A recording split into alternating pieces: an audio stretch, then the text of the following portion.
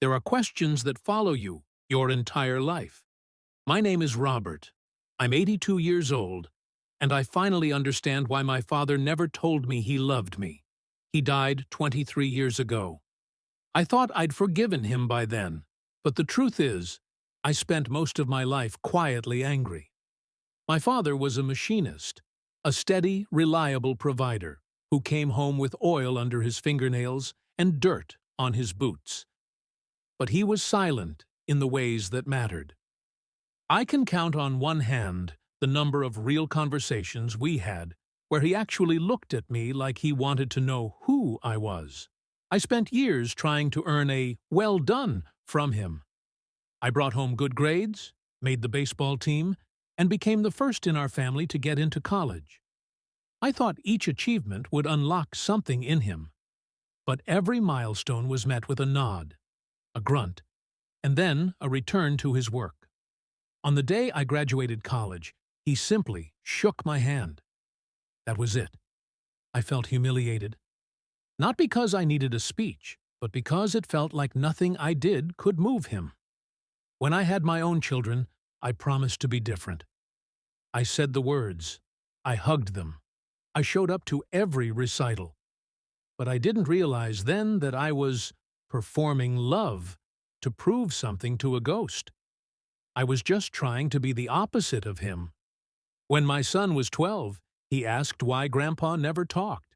I told him, that's just how some men are. But inside, I was still a hurt boy asking the same question. When my father got sick with lung cancer, it happened fast. I visited him every day, thinking that maybe at the end the walls would finally come down. But they didn't. He just got smaller and quieter. The night before he died, I held his rough, calloused hand and said, "I love you, Dad." He didn't respond. I thought that silence would be the final word on our life together. The change happened a few months ago. My 24-year-old grandson was sitting on the porch with me and said, "Grandpa, you're the reason I became a teacher. You always made me feel seen." It stopped me cold. I hadn't been performing for him. I had just been myself. That conversation led me to an old box of photos in the garage. I looked at pictures of my childhood, my graduation, my wedding. My father was in almost every single one. He wasn't in the center. He wasn't holding the baby or cutting the cake. He was in the background, just watching, always there. That's when it hit me.